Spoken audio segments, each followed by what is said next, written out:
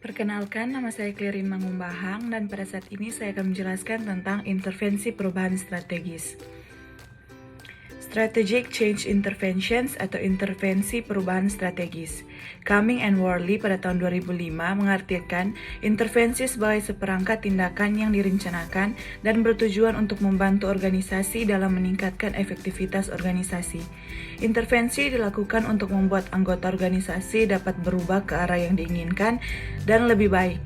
Selebihnya, intervensi organisasi dapat dikategorikan menjadi 4 jenis, yaitu yang pertama, Strategic Change Interventions, yang kedua, Techno-Structural Interventions, yang ketiga, Human Resource Management Interventions, dan yang keempat, Human Process Interventions. Intervensi strategic change memiliki fokus utama pada upaya-upaya mengorganisir sumber daya yang dimiliki oleh organisasi untuk meningkatkan keuntungan kompetitif dalam lingkungan. Program intervensi ini biasanya dikelola oleh para manajemen tingkat atas dalam organisasi dan memerlukan waktu, tenaga, dan sumber daya yang besar. Contoh dari penerapan intervensi ini adalah merger dan akuisisi, serta strategi kolaboratif atau aliansi dan jaringan. Organisasi dituntut untuk menerapkan strategi yang tepat agar dapat mencapai tujuannya. Namun demikian, penerapan strategi suatu perusahaan sangatlah ditentukan oleh lingkungan sekitarnya. Lingkungan organisasi. Lingkungan organisasi dapat diartikan sebagai segala sesuatu yang berada di luar organisasi yang memiliki pengaruh langsung maupun tak langsung terhadap hasil maupun kinerja organisasi. Cumming and Worley pada tahun 2005 membagi lingkungan organisasi ke dalam 2 kategori, yaitu lingkungan umum atau general environment dan lingkungan tugas atau task environment. Yang pertama, lingkungan umum atau general environment. Lingkungan umum disebut juga lingkungan yang tidak berpengaruh langsung kepada organisasi atau indirect environment, yaitu serangkaian dimensi dan kekuatan yang luas yang berada di sekitar organisasi yang menciptakan keseluruhan konteks organisasi. Meskipun lingkungan umum tidak mempengaruhi organisasi secara langsung, namun harus tetap diperhitungkan dalam pengambilan keputusan organisasi. Lingkungan umum terdiri dari dimensi ekonomi, teknologi, sosial budaya, politik hukum, dan internasional. Yang kedua itu lingkungan tugas atau task environment.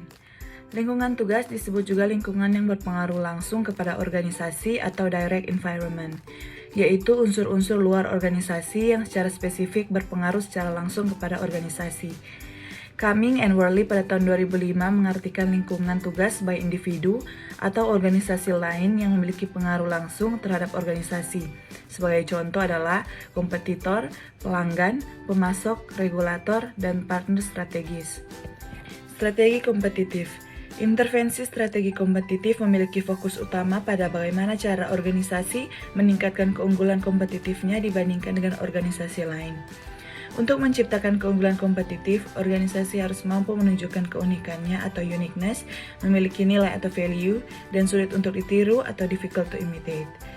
Keberhasilan penerapan strategi kompetitif tergantung dari bagaimana cara organisasi dalam menciptakan keunggulan melalui keunikan atau uniqueness, nilai atau value, dan hal-hal yang tidak dapat ditiru oleh organisasi lain atau difficult to imitate.